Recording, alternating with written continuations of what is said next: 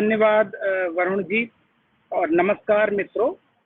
ये मेरा सौभाग्य है कि मुझे सेंट्रल गवर्नमेंट की ministry of social justice and empowerment ने मुझको आमंत्रित किया कि मैं आपके साथ कुछ अपना समय और कुछ विचार आपके साथ साझा करूं। और चूंकि जो शीर्षक मेरा वरुण जी से जो हमने डिस्कस किया, it is very provocative as well as provoking. That is Dr. B.R. Ambedkar Bharat Katha, or in other words, if you want to render it into English, his narrative or narratives of the nation. Some reflection, एक अनुशीलन। तो पहले मैं आपको एक बात ये बता दूं कि एक व्याख्यान होता है, वो एक मौखिक प्रस्तुति होती है, तो वो कोई उसमें संपूर्णता नहीं हो सकती और उसमें एक टेंटेटिवनेस रहती है। there is an inbuilt tentativeness and incompleteness which is the quality of any oral presentation on a thinker who is considered to be one of the greatest thinkers of all time, and a polymath, एक प्रकांड विद्वान जिसका जीवन दर्शन इतना वृहद हो, उस पर मैं अगर 40 मिनट 45 मिनट आपके साथ कुछ बोलूं तो वो उसको संपूर्ण नहीं मानना चाहिए और उसको संपूर्ण मानते हुए अवधारणाओं के भीतर जाकर ये सोचना चाहिए कि like the rhizomes of those discourses, उन विमर्श के उन बिंदुओं की जहां जहां पर उनकी अंतर संधियां हैं, उस तरह से संपूर्णता बनती है। संपूर्णता कभी आप पत्र को देखकर पूरे पेड़ की, वृक्ष की नहीं संपूर्णता बना सकते, तने को देखकर भी नहीं बना सकते, फल को देखकर भी नहीं बना सकते। वो वृक्ष तो संपूर्ण होता है जिसका कि बहुत इंपॉर्टेंट हिस्सा, जड़ जो रूट है, वो तो जमीन के अंदर रहता है, जिससे दिखाई नहीं पड़ता। तो इसी को मैं प्रधान बिंदु मानते हुए कि दो बातें पहले स्पष्ट करें। I just want to make two things very clear in the beginning, that the term Bharat Katha was deliberately, self-consciously chosen by me because I do not want to use this time for a kind of tautology on Dr. Bhimrao Ambedkar, that by posing Dr. Bhimrao Ambedkar as the greatest thinker vis-a-vis of course Mahatma Gandhi, vis-a-vis Savarkar, vis-a-vis Lala Lajpat Rai, vis-a-vis Swami Vivekananda, and partitioning India, or you can say balkanizing India into a Brahminical India and a non-Brahminical India, a Brahminical India and a Shamanic India, or you can say giving a space to all those kinds of hardened ideological sockets and brackets, where we mean the intellectuals, the university professors, we whose works are published even internationally from the leading publishing houses, we tend to, because we are given fellowships, scholarships, how to bring and take a particular writer to a particular ideological socket, a particular ideological domain, where we pick that writer or a thinker or great writer and thinker like Baba Bhimrao Ambedkar against another great writer or thinker like Swami Vivekananda or Mahatma Gandhi, and thereby positioning Dr. Bhimrao Ambedkar's discourse as superior or inferior, depending upon your discursive positionality. So this has been going on, and there is a common platform through which all such discursive positioning is maintained. That is how to break India, how to intellectually attack all such positions where different discourses, the plurality of India, Bharat की बहुलार्थकता और भारत की बहुवचनात्मकता, जिसका के सार तत्व भारत की एकात्मकता में है. It is this integral unity of India which supports this amazing diversity of opinions and perspectives on India, you know, and since this foundational unity of India, which is the cultural, spiritual, a kind of moral, perspectival unity of India. So all such discourses, dogmatic discourses, the breaking India forces, they do not expand on those discourses. They do not deal with those discourses because their idea is to hijack, co-opt, appropriate Dr. Bhimrao Ambedkar, taking examples from his writings in a very truncated fashion, and then summing it up in a way that here is an Ambedkar who was against Gandhi, against Swami Vivekananda, and against the notion of dharma itself, against the whole tradition of Sanatan Dharma itself. So thereby creating a division, a discursive division, which posits a kind of cultural, very unfortunate cultural division, or the breaking apart of the unity that is Bharat. So that Bharat Katha. Secondly, the term Katha has been chosen in order to communicate two things. That the English word narrative is based on two things. That is narus, the Latin, and narrare. Narus, which is the Latin root of narrative, means one should know, and narrare, one should tell. So those who know must tell. So all the narrators are having these two components, that they should know and understand, and then they should tell. Therefore, there is an amazing variety of narratives, of narrations, because the knowledge traditions are different, and then apart from the knowledge traditions being different, now the narrators also create their own self-reflexive, through their own self-reflexivity.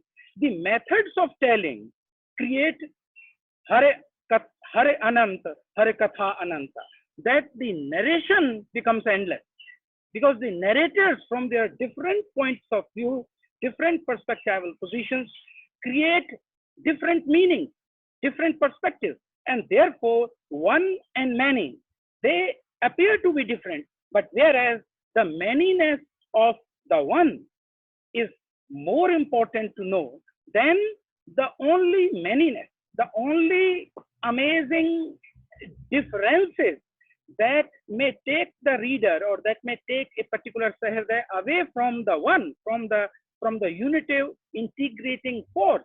Now that integrating force is vital to be understood, because without which this amazing plurality will create a kind of not only a diversified India, but a balkanized India. So that is very important, that this ekatmakata of India, this foundational and fundamental unity, which I will prove through Dr. B.R. Ambedkar's own discourses. I will try to tell you or quote from those texts of Dr. Bhimrao Ambedkar, which belong to his maturest phase, that is towards the end of his life. I will start with the Buddha and his Dhamma, and then I will come back to the annihilation of caste, the seminal text. And I will do this in a manner that how his attachment to Bharat, and then the Katha of Bharat, the narrative of India. Why narrative? One reason is that it required Jnana as well as Kathana. Jnana as well as Kathana. There can be different positionalities, situations, conditions of producing Jnana and disseminating Jnana, but how this Jnana is to be told, is to be narrated, that narration itself is quite crucial, because it then reflects on the subjectivity of the teller. So the teller is also equally important as the told narration is. Now, the term Katha is important. Katha is not merely story. The word, the root is Kath. And Kath is not only about expiation, about expansion of an idea, about the description, explanation, interpretation, mimamsa of any idea is related to kathana, but katha is also related to the spirit of questioning, mind you, katham, spirit of questioning. Therefore, in Indian tradition of logic, which is called Nyaya, Gautama Nyaya Sutra, yeah, I just give you an example, that Katha Prakarana, Katha is an important part of organizing your logical, rational interrogation or understanding of any object, event, or person, or anything. So, Katha has three parts: Vad, Jalp, and Vitanda. And in all these three parts, place different discursive positions which which are generally happening all around us, always on a particular subject matter. For example, the matter of caste, and look at Gandhi and Ambedkar's positionalities on caste, on Varna. Now, this is the position of Vad. So, Katha means three things. There is Vad, there is Jalp, and there is Vitanda. Whenever there is a sincere engagement of two particular perspectives, two opinions, two worldviews on a particular notion or concept, then there is Vad. Those who are engaged in Vad, according to Gautama's Nyaya Sutra, look, no one knows the date of Gautama, Akshapada Gautama. Some say it is 9th century, some say it is 6th century BC, because most of the Buddhists also cite Akshapada Gautama or Gautama's Nyaya Sutra as the sources of influence. So, Nyaya is open-ended logical inquiry into a subject matter. And there, the first mode of Katha is Vad. Vad is sincere engagement of two opinions, which on a particular subject. Gandhi and Ambedkar can be arranged. Gandhi, Ambedkar, and even Savarkar can be arranged. Gandhi, Madan Mohan Malviya, and Tagore can be arranged. On the similar, even Subhash Bose. You can organize the discursive positionalities of these different thinkers who are having different views in Vad, which is a form of Katha. Because no one is trying to be superior to the other, or no one is trying to prove the other inferior to herself or himself. And secondly, in Vad, there is no scope for hatred for the other. There is mutual respect for each other. So that Vad, same as Adi Shankaracharya's discourse with Mandana Mishra is there. Nyaya Shastra tradition. Discursive differences do not entail hardened opposition or enmities, as has been the bane of the modern epistemological or modern knowledge tradition. So my point is this, that there is Vad, there is Jalp also. In Jalp, they use the argumentation method according to Gautam, but in Jalp, one tries to defeat the other. In the sense, one is hell-bent to prove the other wrong by proving that the other is wrong. Therefore, it is opinionated. It may have certain element of untruth also, biases and prejudices also. So the Jalp is the method which most of the intellectuals resort to, because they have to prove that my Gandhi is whiter than your Ambedkar, or my Ambedkar is whiter than your Gandhi.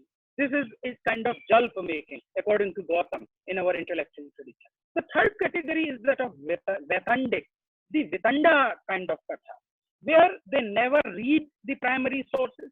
They have nothing to do with either Baba Sahib Ambedkar's Chintan and Srijan. They have absolutely nothing. They haven't read Gandhi or Tilak or Savarkar or Swami Vivekananda, but they only have to complete address their agenda. That is how to hate the Hindus, how to hate the people of India, how to divide the people of India into different warring blocks. So to break India apart, to rip India apart, they will use only the names and completely, absurdly illogical rationality. So Vitanda is that which has absolutely nothing to do with truth. It has absolutely nothing to do with the topic of the discourse or its knowledge tradition or its discursive background. It has only to prove that the other is hell, actually. Other is hell. So it's a very aggressive kind of theory making. You can put even Kancha Ilaiah into that group of historians, of social scientists, where he uses all kinds of Vetandic positions to demolish the Indian tradition, demolish the Indian cultural tradition. Now, now such was not the narrative of the nation espoused and explained and used by Dr. Bhimrao Ambedkar. So let me begin by quoting from his last text, which was posthumously published, The Buddha and His Dhamma, published in 1957, which of course almost 1 year after his death. But this was being written, and this belongs to the maturest phase of Dr. Bhimrao Ambedkar. And this book should be, and the contents of this book should be there in the pedagogical modules of all social sciences, because this book contains something which has not been touched or researched on by most of the Ambedkarites or those who conduct their research into such areas of social exclusion, social disempowerment, or Dalit politics, or Dalit representations in art, aesthetic, drama, or film. Now, here, how Ambedkar ji defines Dhamma, how Ambedkar ji defines Dhamma.